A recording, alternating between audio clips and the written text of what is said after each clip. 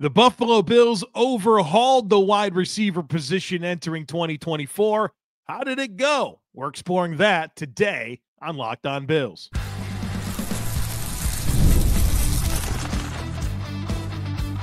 You are Locked On Bills, your daily Buffalo Bills podcast.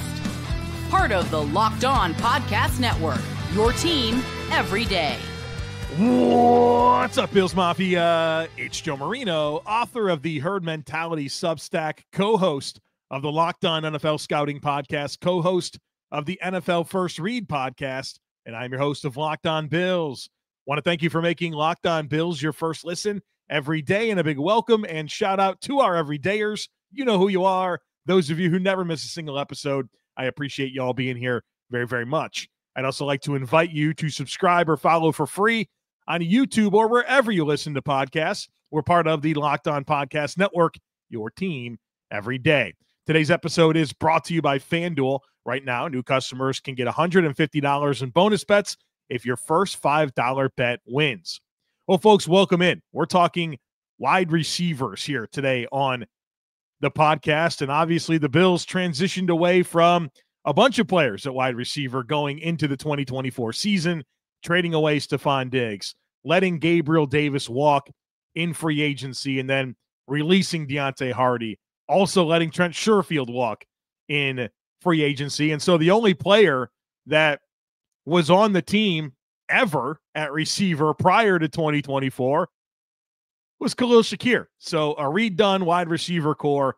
We're going to assess how each player did and really set the tone for what Brandon Beane needs to get done here this offseason.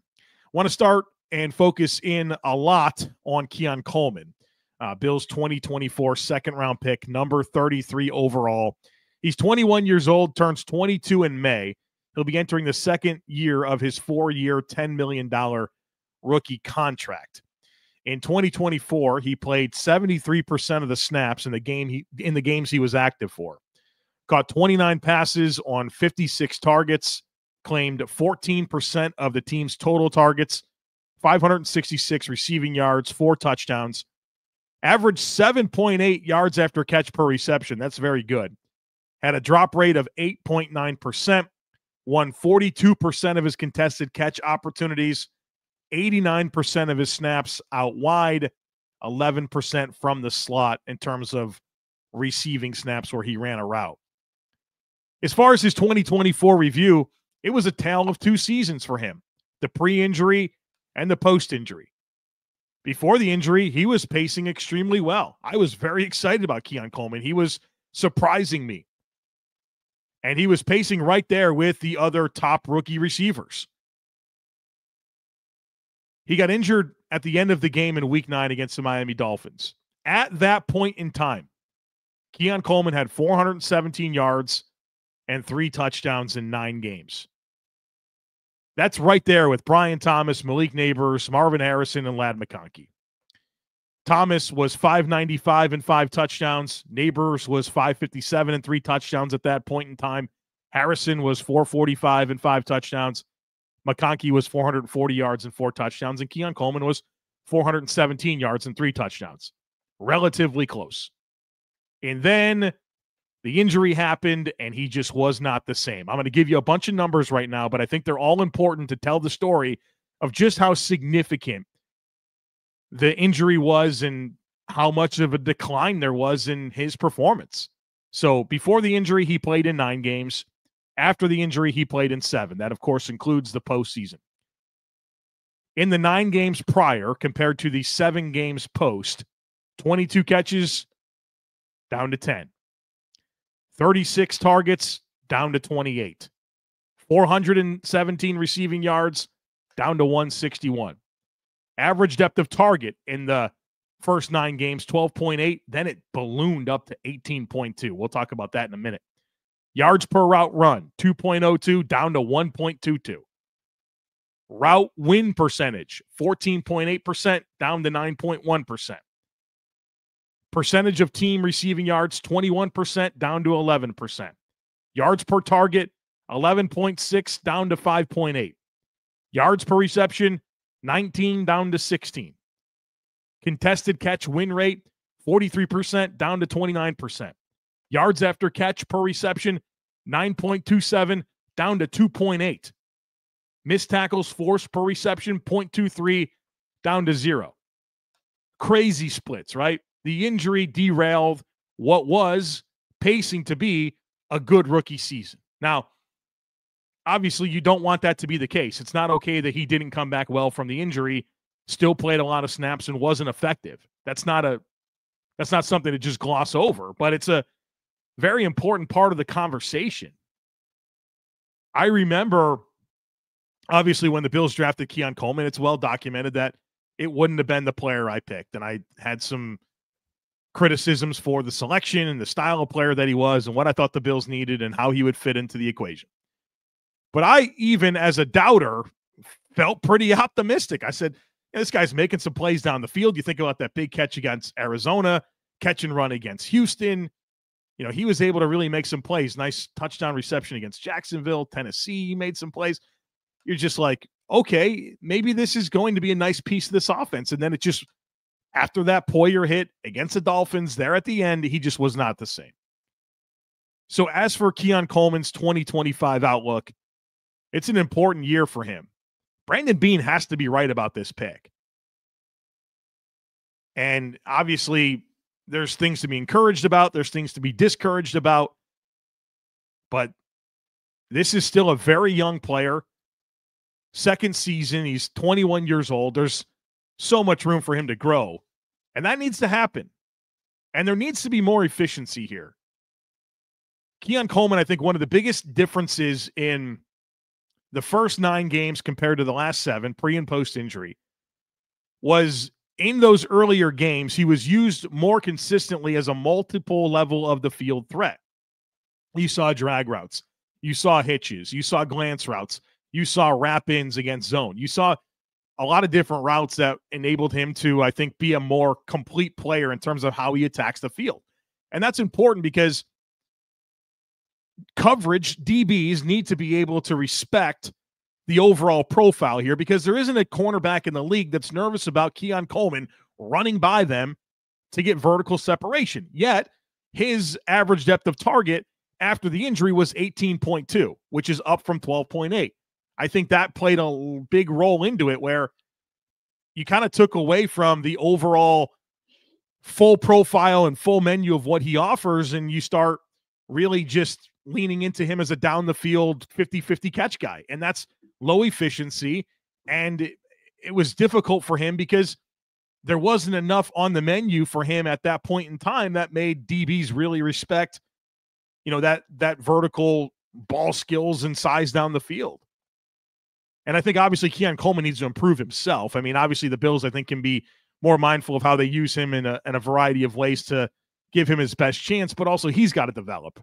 And there needs to be strides made as a route runner.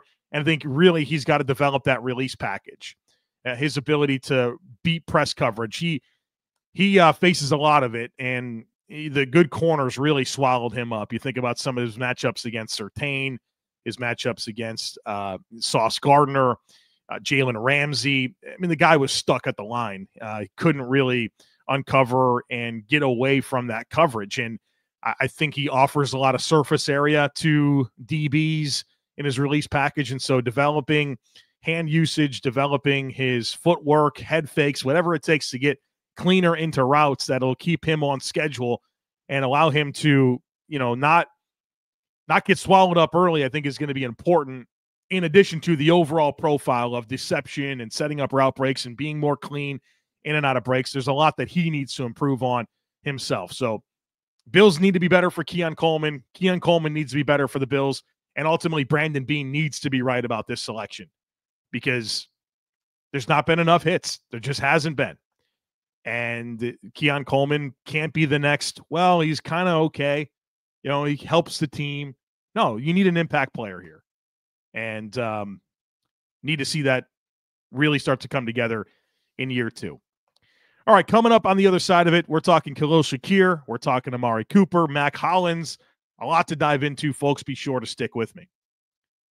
When the game tips off, the NBA action is just getting started, and there's no better place to get in on it than FanDuel.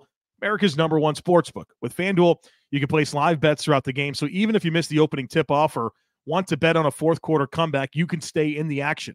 And if you're looking for a bigger payout, you can even combine your live bets into a same-game parlay.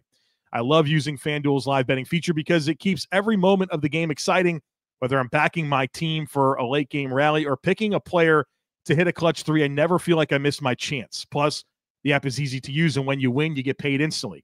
Right now, new customers can get $150 in bonus bets if your first $5 bet wins. Just visit FanDuel.com to join today. That's FanDuel.com for your shot at $150 in bonus bets. Make every moment more with FanDuel, the official sportsbook partner of the NBA. Folks, if you're looking for more analysis on Keon Coleman, I wrote a big feature on him for the Herd Mentality Substack.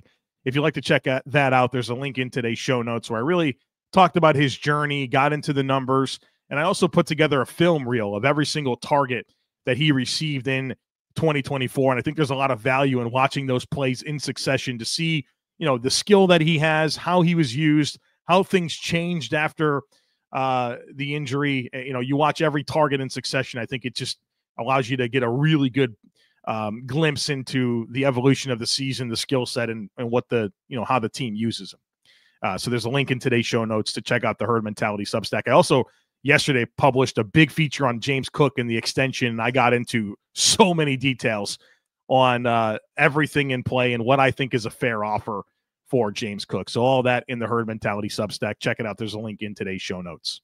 All right, let's talk Khalil Shakir, 2022 fifth-round pick. He's 25 years old, just turned 25 earlier in February. He's entering the last year of his rookie contract, so year 4 of that 4-year, $4 million deal. And his 2025 salary actually gets a bump. It's going to be $3.3 million in 2025 due to the proven performance escalator. This applied to James Cook, where for non-first-round picks for the 4th year of their deal, there's something called a proven performance escalator for guys that have played a certain percentage of snaps or reached Pro Bowls, things like that. So Khalil Shakir gets a little bump due to that. In 2024, 61% of the snaps in games he was active for, 76 catches, that led the team, 97 targets, that led the team, 21.2% of the team's overall targets, 821 receiving yards, that led the team, 4 receiving touchdowns, 8.1 yards after catch per reception. That's exceptional. Obviously, very skilled player with the ball in his hands. A drop rate of just 1%, won 50% of his contested catch opportunities, 74% of passing downs from the slot, 26% from a wide alignment.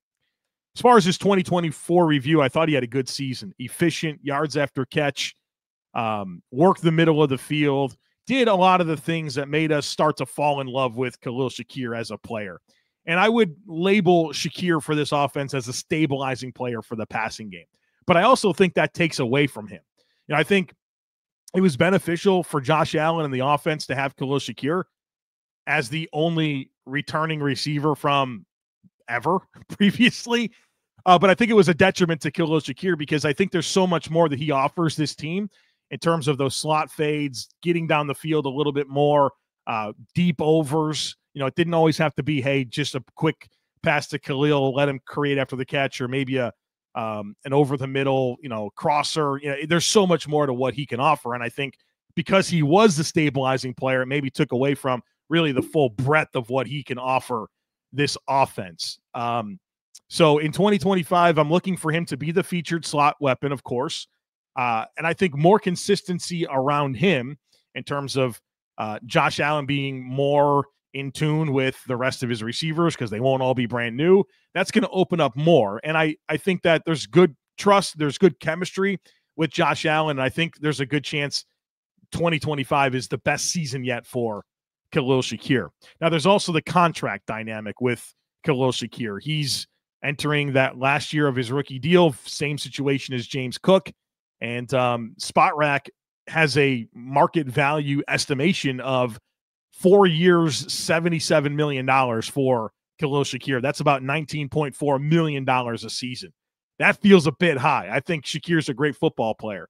I think just generally the middle class of any position group market is challenging. And I think especially at receiver where you start to see these top guys, Justin Jefferson, CeeDee Lamb, what do you think Jamar Chase is going to get? They're getting like mid-30s APY. And that complicates so much because you saw a guy like Gabe Davis get $13 million a season. Surely Shakir should get more than Gabe Davis. But like I said, that middle class is just kind of tricky. And, I think 15 to 20 is an appropriate range. It looks like Spot Rack is estimating kind of the higher end of that scale. And, it's an interesting deal because you can do it now. And I think Shakir would take 19 million a season. I do. But do you let the year play out? And if it's another, 70 catches, 850 yards, does that kind of push it lower? What if he goes out and has an even bigger year? Now you start to get to the mid-20s. That's always a little bit of a tricky situation to deal with. But I think you got to be mindful here. I mean, you can't pay everybody. That's where it gets challenging. And so this is what I keep coming back to with every decision Brandon Beane makes. He's just got to be right.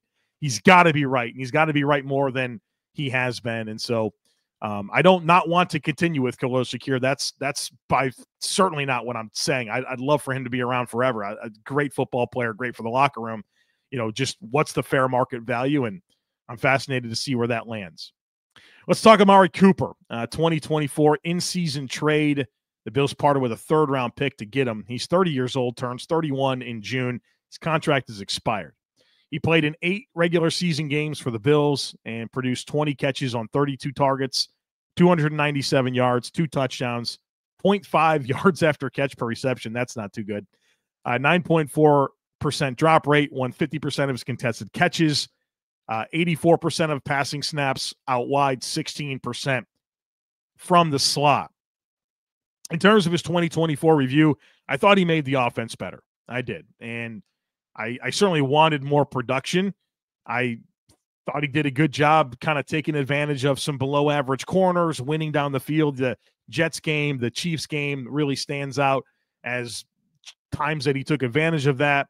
Certainly the wrist injury complicated things, not only a receiver joining a new team, learning a playbook, getting on the same page with a quarterback, but, very quickly a wrist injury keeps him out for a number of games. And, you're still trying to figure all that while rehabbing a wrist injury that even Sean McDermott said, there was recommendations that he got surgery, but he wanted to play. So that certainly complicated things, but I do think generally he made the offense better. Brandon Beane said that in games that Cooper played versus games that he didn't, the Bills averaged 7 more points per game. And I think that provides some evidence to how he helped. And I thought it helped get the weapons in more of a logical pecking order for targets.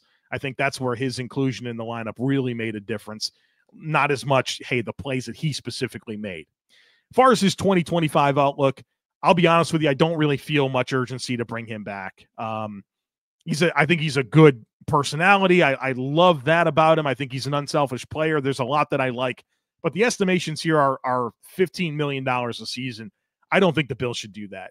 Not for a north of 30 receiver, where I just didn't see the same level of juice and dynamic quickness out of Amari Cooper. And that's a big deal for a guy like him that is known as a route runner, that's known as a vertical receiver.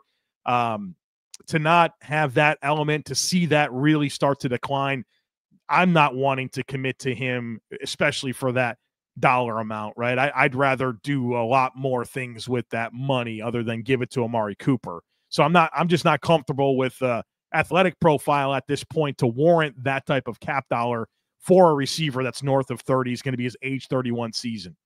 A player like Keon Coleman should make Amari Cooper unnecessary.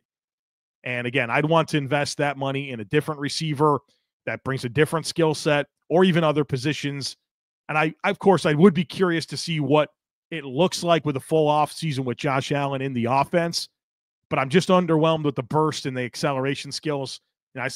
You watch him try to stack vertical and win on those go routes, and it's just the ground didn't disappear quick enough.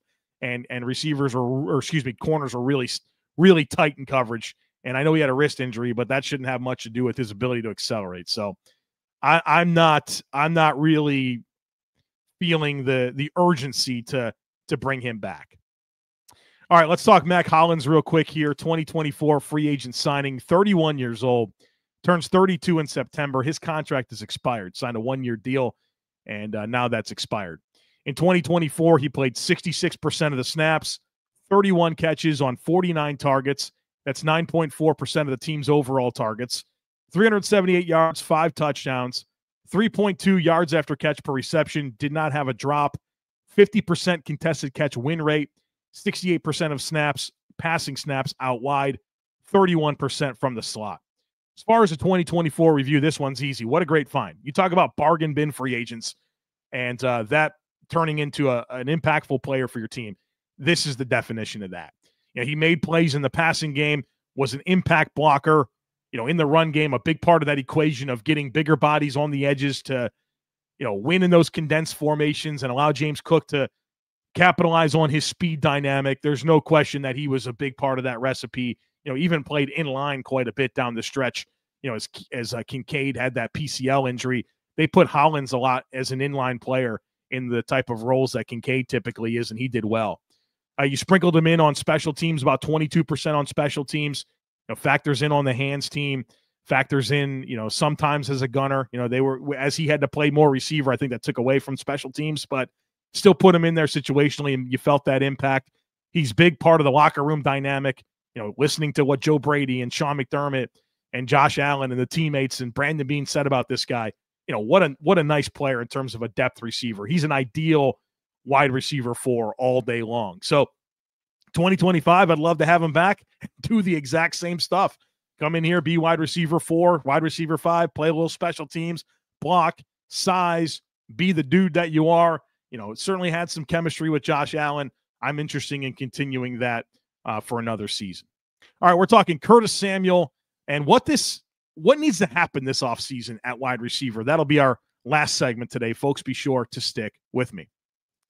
Football season may be over, but basketball is in full swing, and there's no better way to stay in the game than with PrizePicks, the best place for daily fantasy sports. With PrizePicks, you just pick more or less on at least 2-player projections, and if you're right, you can win up to 1,000 times your cash.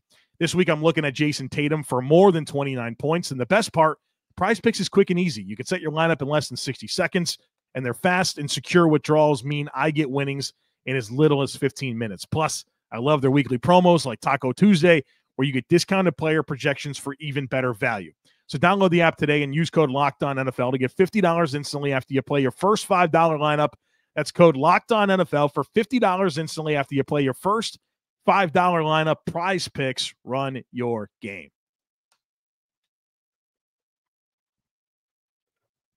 All right, folks, let's talk Curtis Samuel here. 2024 free agent signing, 28 years old, turns 29 in August, entering the second season of a 3-year, $24 million deal.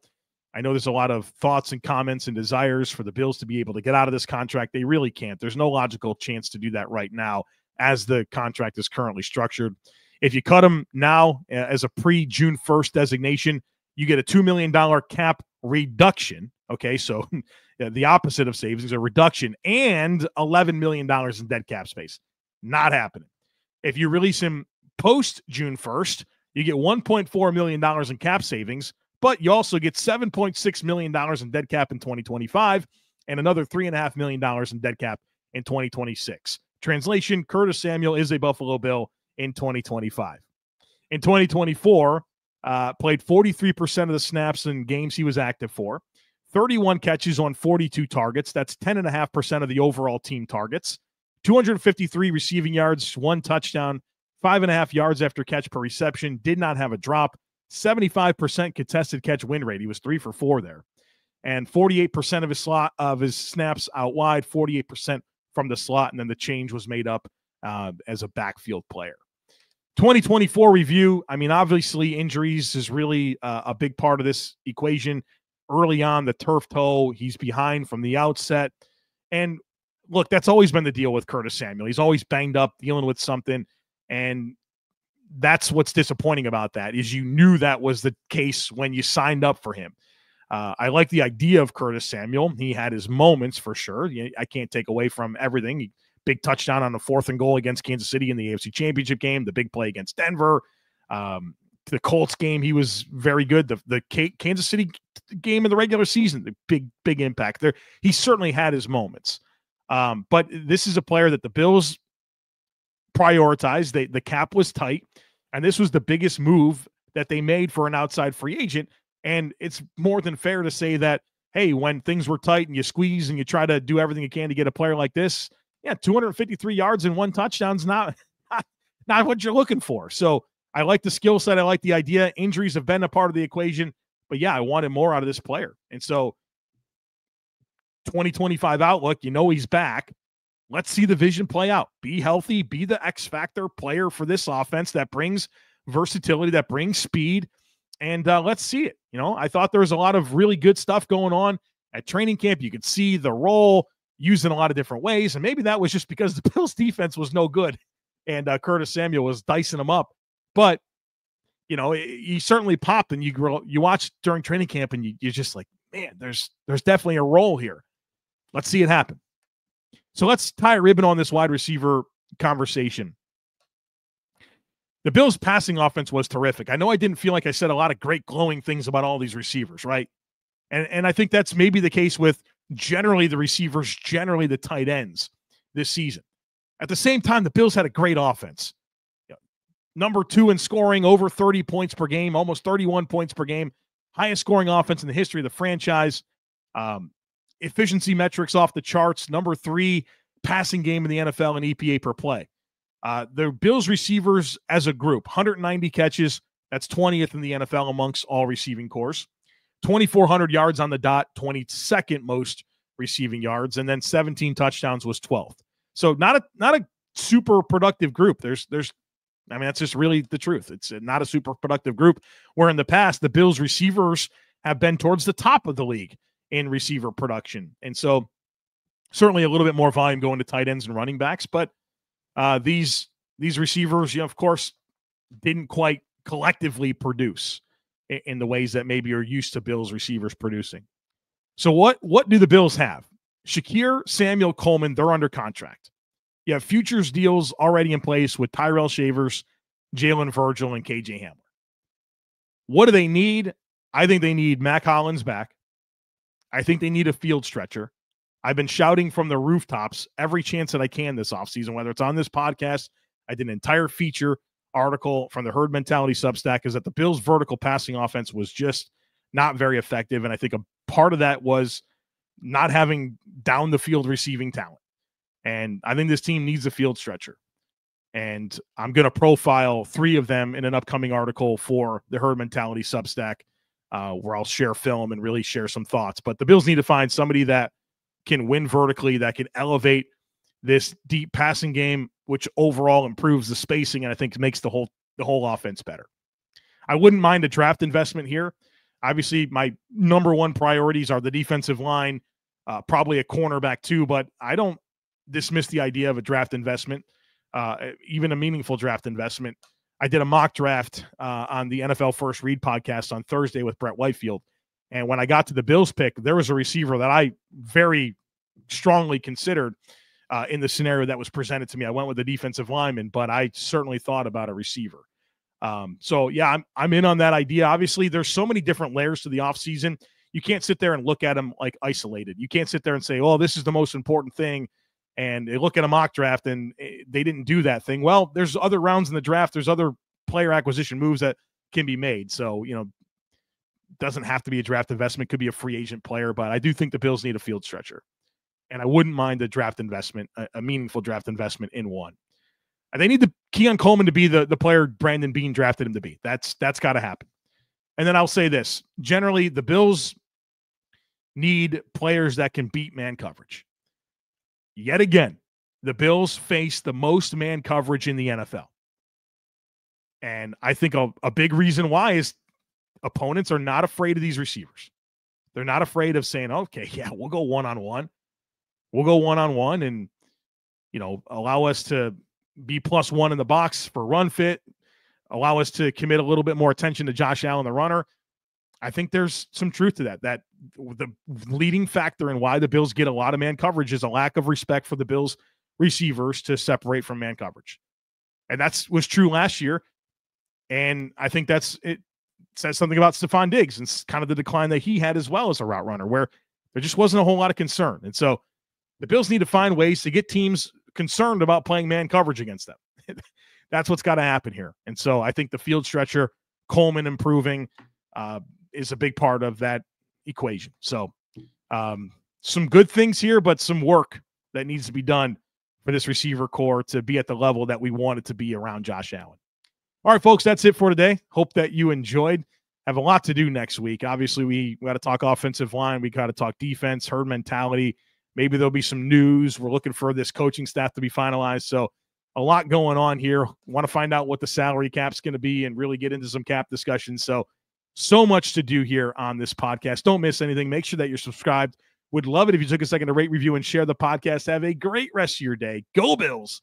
And I look forward to catching up with you again real soon.